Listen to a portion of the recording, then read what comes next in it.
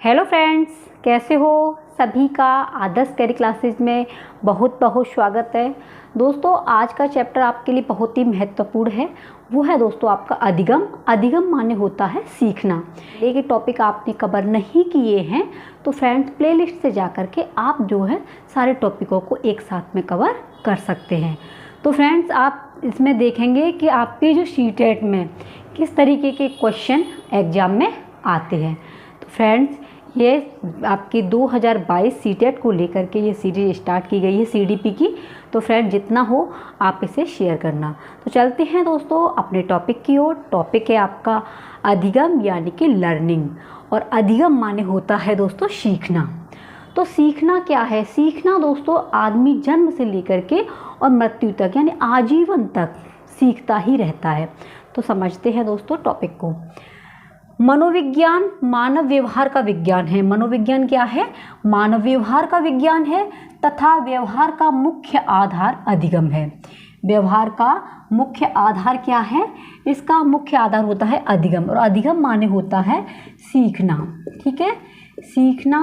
और इसे यानी कि लर्निंग प्रोसीजर जो होता है हमारा, वो जिंदगी भर चलता रहता है, आजीवन चलता रहता है। इंसान जो है हर एक मोड़ पर एक नई नई चीज़ों को सीखता है। अब देखेंगे प्रक्रिया के रूप में सीखने का अर्थ। प्रक्रिया के रूप में सीखने का अर्थ क्या है अधिगम का? तो दोस्तों देखिए, जिसके द्वारा मनुष्य नए नए तथ्यों को ग्रहण करता है और नई नई क्रियाओं को करना सीखता है, वही क्या कहलाता है आपका प्रक्रिया रूप में सीखने का अर्थ। इसमें कहा जा रहा है कि जो मनुष्य होता है वो नई नई चीज़ों को सीखने की कोशिश करता है, नए नए तथ्यों पर, नए नए मोड़ पर हर एक चीज़ सीखता है। तो वही क्या कहलाता है आपका अधिगम कहा जाता है। नेक्स्ट है परिणाम के रूप में सीखने का अर्थ। तो परिणाम के रूप में सीखने का अर्थ क्या है कि मनुष्य के उस व्यवहार परिवर्तन से होता है जो नई नई क्रियाओं में प्रशिक्षण के फलस्वरूप होता है। इसमें क्या होता है? व्यवहार परिवर्तन जो नई नई क्रियाओं में प्रशिक्षण के फलस्वरूप होता है। तो कहने का मतलब है कि अधिगम यानी कि सीखना दोस्तों उद्देश्यपूर्ण होता है। अधिगम जो है आजीवन चलने वाली प्रक्रिया है। अधिगम के द्वारा नई नई चीज़ों को खोजा जाता है। नेक्स्ट समझेंगे आप कि व्यवहार में व्यवहार शब्द सबसे पहले किसने प्रयोग किया? मोस्ट इम्पोर्टेंट है, आ जाता है व्यवहार शब्द सबसे पहले किसने प्रयोग किया था? तो ये किया था आपके विलियम मैकडूगल ने। किसने किया था? विलियम मैकडूगल ने दोस्तों व्यवहार शब्द का सबसे पहले प्रयोग किया था। नेक्स्ट है व्यवहार का जनक किसे कहा जाता है? तो व्यवहार का जो जनक है, पिता हैं, वो आपके जेवी वॉटसन को कहा जाता है। व्यवहार का जनक किसे कहा जाता है? जेवी वॉटसन को। अब समझेंगे सीखने की प्रक्रिया में कितने तत्व होते हैं। तो दोस्तों देखिए, सीखने की प्रक्रिया में हमारे 3 तत्व होते हैं। कितने होते हैं? सीखने की जो प्रक्रिया में सहायक होते हैं वो 3 तत्व होते हैं। नंबर 1 है, कौन सा है? नए ज्ञान अथवा कौशल को सीखना। जब भी हमारे मन में कोई ऐसी दुविधा आ जाती है, कोई परेशानी आती है, तो हम क्या करते हैं? नए ज्ञान की खोज करते हैं।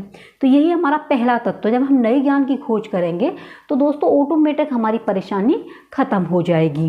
तो नए ज्ञान अथवा कौशल को सीखना बहुत ज़रूरी होता है। नंबर 2 है तत्व अथवा इस कौशल को बहुत दिनों तक धारण करना। जो हमने सीखा है उसके तत्व को, उसके रहस्य को बहुत दिन तक अपने अंदर धारण करना, ये इसका 2nd तत्व है। नेक्स्ट है 3rd, आवश्यकता पड़ने पर इस ज्ञान अथवा कौशल का प्रयोग करना। जो हमने सीखा है, जो हमने समझा है, उसका हम कैसे प्रयोग कर रहे हैं, कहाँ प्रयोग करना है, ये भी हमारे अंदर आना चाहिए। तो कौशल के हमारे यानी सीखने के 3 तत्व हैं। नए ज्ञान को खोजना तत्व, इस कौशल को बहुत दिनों तक अपने अंदर धारण करना, और आवश्यकता पड़ने पर इस कौशल का भी प्रयोग होना। जब आवश्यकता पड़े तो इस कौशल का भी हमें प्रयोग करना चाहिए। ठीक है। नेक्स्ट है अधिगम के कारक क्या हैं? मोस्ट इम्पोर्टेंट है अधिगम के कारक। तो अधिगम के कारक दोस्तों 2 होते हैं सीखने के कारक। अधिगम माने क्या है? सीखना, लर्निंग। तो सीखने के कारक कितने हैं? 2। नंबर 1 है व्यक्तिगत कारक। व्यक्तिगत कारक कैसे है दोस्तों? देखिए, व्यक्तिगत कारकों में अगर सीखना है तो व्यक्तिगत जैसे अपनी परेशानी, आर्थिक प्रॉब्लम, घर में लड़ाई झगड़े होना, इससे क्या होता है कि इससे दोस्तों हमारी पढ़ाई में सीखने में बाधा उत्पन्न होती है। तो सीखने के कारक जो है व्यक्तिगत होते हैं और दूसरे आपके दिए हैं पर्यावरण संबंधी कारक। तो आस पड़ोस का माहौल क्या है, कैसा हमारा पर्यावरण है, ये सभी क्या है सीखने पर ही निर्भर होते हैं। तो व्यक्तिगत में इंसान की अपने खुद की परेशानियाँ आती हैं, खुद के अंदर क्या चल रहा है, कैसे हम, जैसे कि अभी आपके सामने पता है कि सीटेट का नोटिफिकेशन आ चुका है, तो अब हमें तैयारी कैसे करनी है, ये हमारा व्यक्तिगत कारक है। व्यक्तिगत, अब आपको इसके लिए कोई अपने आप में नई सोच बनानी होगी, नया खोज करनी होगी कि अब की बार मुझे सीटेट क्वालिफाई करना ही है। तो दोस्तों देखिए, आपको अच्छी तरीके से अपने नोट्स तैयार करने होंगे, अच्छे तरीके से आपको पढ़ना होगा, अपने जो है पुराने पेपरों को सॉल्व करना होगा। तो ये क्या है, हमारी व्यक्तिगत कारक हैं। पर्यावरणीय कारक होते हैं जो हमें समाज से ग्रहण होते हैं, जो हमें आस पड़ोस से मिलते हैं, हमारा घर का, हमारे माहौल जो आस पड़ोस का कैसा है, कैसा वातावरण है, ये क्या है हमारे अधिगम के सीखने के कारक हैं। कुछ तो हम व्यक्तिगत कारकों से सीखते हैं और कुछ दोस्तों क्या है जो बाहर का पर्यावरण होता है उसके द्वारा हम सीखते हैं। आई होप फ्रेंड्स कि आपको समझ में आ रहा होगा। नेक्स्ट समझेंगे दोस्तों, बच्चा जो है सीखता कैसे है, बच्चा किस उम्र में क्या क्या बोलने लग जाता है। तो मोस्ट नंबर 6 सप्ताह होता है। जब 6 सप्ताह का बच्चा होता है तो वो कूइंग करने लग जाता है, कू करने लग जाता है जब 6 सप्ताह का होगा। नोट कर लेना फ्रेंड्स, मोस्ट इम्पोर्टेंट है। 6 महीने का होता है बच्चा, तो 6 महीने का बच्चा बल बनाना स्टार्ट करता है। क्या करता है 6 महीने का, अपने मुंह में बल बनाना स्टार्ट कर देगा। तो वो 6 महीने का बच्चा बल बनाना, जैसे कि आपने देखा होगा कभी कभी आप भी बल बनाने लग जाते हैं। तो बल बनाना अगर क्वेश्चन आ जाता है तो वो 6 महीने में बच्चा बल बनाना स्टार्ट कर देता है। 1 साल का बच्चा एक शब्द बोल पाता है, 1 साल का बच्चा एक शब्द बोलेगा। और 18 से 24 महीने का बच्चा होते होते, जब 18 से 24 महीने के बीच में बच्चा आ जाएगा तो बिल्कुल सही तरीके से 2 शब्द बोल पाता है। तो पूर्ण परिभाषाएं, सबसे पहली है व्यवहार का जनक किसे कहा जाता है, ये पेपर में आ जाती हैं। तो व्यवहार का जनक कहा जाता है जे.बी. वॉटसन को।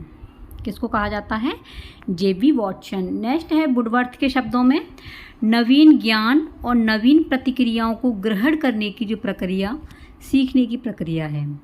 नवीन ज्ञान और नवीन प्रतिक्रियाओं को ग्रहण करने की प्रक्रिया सीखने की प्रक्रिया है, ये कहा है वुडवर्थ ने। नेक्स्ट है क्रॉ एंड क्रॉ के शब्दों में मोस्ट इम्पॉर्टेंट है सीखना आदतों, ज्ञान और अभिव्यक्तियों का अर्जन है। सीखना क्या है, आदतों, ज्ञान और अभिव्यक्तियों का अर्जन है, ये कहा है क्रॉ एंड क्रॉ ने। नेक्स्ट है स्किनर के शब्दों में, स्किनर ने कहा है सीखना वह प्रक्रिया है जिसके द्वारा मनुष्य प्रगतिशील व्यवहार को स्वीकार करता है। इन्होंने कहा है कि सीखना एक वह प्रक्रिया है जिसके द्वारा मनुष्य प्रगतिशील व्यवहार को स्वीकार करता है। ठीक है, अब जानेंगे सीखने की प्रकृति एवं विशेषताएं। जो अधिगम में हम सीखते हैं, यानी अधिगम माने सीखना, इसकी प्रकृति क्या है, विशेषताएं क्या है। तो सबसे पहले है सीखना मनुष्य की जन्मजात प्रकृति है। देखिए, मनुष्य जब जन्म लेता है तो जन्म से ही कुछ ना कुछ सीखता रहता है। सीखना प्रक्रिया एवं परिणाम दोनों है, प्रक्रिया भी होती है और जब सीखते हैं तो उसका परिणाम भी हमें मिलता है। तो सीखना प्रक्रिया एवं परिणाम दोनों है। नेक्स्ट है सीखना उद्देश्यपूर्ण है। सीखते किस लिए, जब हमारा उद्देश्य कोई होता है तभी हम कुछ सीखते हैं, तो सीखना उद्देश्यपूर्ण है। नेक्स्ट है सीखने की प्रक्रिया जीवन भर चलती है। देखिए, जब मनुष्य जन्म लेता है, जन्म से लेकर के और मृत्यु तक दोस्तों कुछ ना कुछ सीखता रहता है, इसलिए जो सीखने की प्रक्रिया होती है वो क्या है, जीवन भर चलने वाली प्रक्रिया है। सीखना क्रमिक प्रक्रिया है, क्रमिक मानी है लगातार। सीखना क्या है, लगातार प्रक्रिया होती है, सीखते ही रहते हैं, तो सीखना क्रमिक प्रक्रिया है। नेक्स्ट है सीखना वंशानुक्रम एवं पर्यावरण दोनों पर निर्भर करता है। देखो, वंश के द्वारा भी कुछ ना कुछ सीखा जाता है और पर्यावरण के द्वारा सीखते हैं। तो सीखते हैं हम किसके द्वारा, वंशानुक्रम और पर्यावरण दोनों पर ही निर्भर करता है। अगला है सीखने की प्रक्रिया में पूर्ण अनुभवों का महत्व होता है। जब हम सीखते हैं तो पूर्ण अनुभव भी प्राप्त होते हैं। नेक्स्ट है सीखने में अभिप्रेरणा का बड़ा महत्व होता है। जब हम सीखते हैं तो उसमें क्या है, अभिप्रेरणा का बहुत ज़्यादा महत्व होता है। नेक्स्ट है, सीखने में संतोष एवं संतुष्टि का महत्व है। संतोष भी मिलता है और संतुष्टि की भी प्राप्ति होती है। जब हम कोई चीज़ सीख जाते हैं तो मन को संतोष मिलता है, संतुष्टि भी मिलती है। तो सीखने में संतोष और संतुष्टि दोनों का बहुत ही बड़ा महत्व है। नेक्स्ट है, प्रत्येक व्यवहार में परिवर्तन सीखना नहीं। ऐसा नहीं है कि प्रत्येक व्यवहार में परिवर्तन ही होता रहे वही सीखना है। जैसे क्षणिक तथा अस्थायी परिवर्तन भी होते हैं। इसके अतिरिक्त शरीर में परिपक्वता, ठीक है, चोट लगने, नशीले पदार्थों तथा दवाओं का सेवन करने अथवा थकान आदि के कारण होने वाले परिवर्तन भी सीखने को ही प्रदर्शित करते हैं। तो सीखना जो है व्यवहार में परिवर्तन करना ही नहीं होता है कि व्यवहार में परिवर्तन ही हो। कुछ चीज़ें ऐसी भी होती हैं जो क्षणिक मतलब अस्थायी रूप से भी परिवर्तन कर देती हैं। जैसे कोई किसी को जो है नशीली चीज़ों की आदत बन गई है तो ये ज़रूरी नहीं है कि वो बनी रहेगी, ठीक है, कुछ समय आने पर वो ख़त्म भी हो सकती हैं। तो ये जो है अस्थायी भी परिवर्तन है, ठीक है। अगला जानेंगे आप गिलफोर्ड के अनुसार। गिलफोर्ड ने दी है कुछ परिभाषा दी है, व्यवहार के कारण व्यवहार में आया परिवर्तन। अगर व्यवहार के कारण व्यवहार में जो परिवर्तन आता है वो क्या कहलाता है, अधिगम। गेट्स ने बोला है अनुभव द्वारा व्यवहार में परिवर्तन सीखना ही अधिगम है। अनुभव द्वारा व्यवहार में परिवर्तन होना ही अधिगम कहलाता है। सीखने के सिद्धांत, सीखने के दो सिद्धांत हैं, एक है व्यवहारवादी और दूसरा है संज्ञानात्मक सिद्धांत, ठीक है। व्यवहारवादी में जो है उद्दीपक अनुक्रिया का सिद्धांत आता है व्यवहार में, और जो आपका संज्ञानात्मक का सिद्धांत है उसमें क्लासिक और आधुनिक दो प्रकार के आते हैं। तो सबसे पहले जानेंगे क्लासिक वाले में संज्ञानात्मक सिद्धांत और आधुनिक संज्ञानात्मक सिद्धांत। इसमें दोस्तों आपके जो है ये है वद्रीमर, ठीक है, कोहलर, सेफ्गार्ड और आपका लेविन और पियाजे, टॉलमैन आदि के सिद्धांत आते हैं। ये कोफा है, ठीक है। तो ये सभी बद्रीमर, कोहलर, कोफा, लेविन, पियाजे, टोलमैन, ये सब किस में आ जाते हैं, संज्ञानात्मक में। और आपके आधुनिक संज्ञानात्मक में आते हैं ब्रूनर, आशुवेल, बंडूरा, बोल्स और आदि के सिद्धांत आपके आधुनिक संज्ञानात्मक के अंदर आते हैं। अब जानेंगे आप जो है उद्दीपक वाले में। उद्दीपक अनुक्रिया पुनर्वलन सिद्धांत में आता है आपका थॉर्नडाइक, ठीक है, थॉर्नडाइक, पावलोव, स्किनर और हल तथा मिलर, ये आते हैं उद्दीपक वाले में। उद्दीपक अनुक्रिया अपुनर्वलन सिद्धांत में आते हैं वॉटसन, गुथरी और गेट्स आदि, ठीक है। वॉटसन, गुथरी, गेट्स आदि ये आते हैं आपके उद्दीपक अनुक्रिया सिद्धांत में। अब जानेंगे शिक्षार्थी संबंधित कारक। शिक्षार्थी संबंधित, शिक्षार्थी में देखिए अभिप्रेरणा, शिक्षार्थी की आयु के अनुसार कुछ न कुछ सीखते रहा है। अभिप्रेरणा के द्वारा, परिपक्वता के द्वारा, बुद्धि के द्वारा, अभिक्षमता, सीखने की अभिक्षमता कितनी है, थकान, शारीरिक तथा मानसिक स्वास्थ्य, रुचि क्या है और अभिव्यक्ति, ये हैं सभी शिक्षार्थी के अंदर। अब शिक्षक से संबंधित कुछ कारक हैं, जैसे पाठ्य सहगामी क्रिया हैं, विषय का ज्ञान व शिक्षक का व्यवहार, शिक्षण विधि एवं पुनर्वलन, ये शिक्षक से संबंधित कारक हैं। पाठ्य वस्तु से संबंधित कारक कौन से हैं, विषय वस्तु के उद्देश्य पूर्णता, पाठ्यक्रम की संरचना व प्रकृति, विषय वस्तु का क्रम, आकार व मात्रा, अभ्यास का उचित विभाजन आदि। नेक्स्ट है अधिगम व्यवस्था से संबंधित कारक। तो अधिगम से दोस्तों यानी सीखने से जो संबंधित कारक होते हैं वो है कक्ष में छात्रों के बैठने की समुचित व्यवस्था। क्वेश्चन आ जाता है, मोस्ट इम्पोर्टेंट है, कक्ष में छात्रों को अलग नहीं बिठाया जा सकता है, समुचित व्यवस्था होनी चाहिए, उचित व्यवस्था, ठीक है।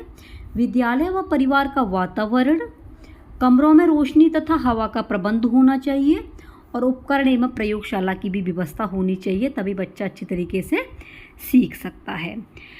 मोस्ट इम्पॉर्टेंट चीज़ नोट कर लेना, सीखने की प्रक्रिया में एकदम से दक्षता हासिल नहीं होती है। आप सोचो कि एकदम हम होशियार हो जाएं, आप सोचें कि जब एग्ज़ाम आएगा सीटेट का, ठीक है, तभी हम तैयारी करेंगे और अच्छे मार्क्स लेके आ जाएंगे, ऐसा नहीं हो सकता है। आपको प्लानिंग आपको अभी से बनानी होगी। तो सीखने की प्रक्रिया में एकदम से दक्षता हासिल नहीं होती दोस्तों, काफ़ी मेहनत करनी पड़ती है। सीखने की गति कभी तीव्र होती है तो कभी मंद हो जाती है, कभी कभी बिल्कुल रुक जाती है। ये हमारे ऊपर भी फॉलो होती है। कभी कभी तो बहुत ज़्यादा पढ़ने का मन करेगा, कभी कभी बिल्कुल नहीं करता है और कभी कभी बिल्कुल रुक जाती है। तो ऐसी स्थिति में कुछ मोटिवेशन चीज़ देखनी चाहिए, मोटिवेशन वीडियो देखनी चाहिए, जिसके कारण दोस्तों दोबारा से हम जो है सकारात्मक सोच लेके आ सकें। तो ये जो है सीखने में बहुत ज़्यादा वो होता है कि एकदम नहीं आती है और ये कभी तेज हो जाती है, कभी मंद हो जाती है, कभी बिल्कुल रुक जाती है। ये सब कुछ क्या है, हम खुद पर भी, हम सब पर फॉलो होती है ये, ठीक है। अब जानेंगे दोस्तों इससे रिलेटिव कुछ क्वेश्चन जो आपके एग्जाम में आ चुके हैं पिछली परीक्षाओं में।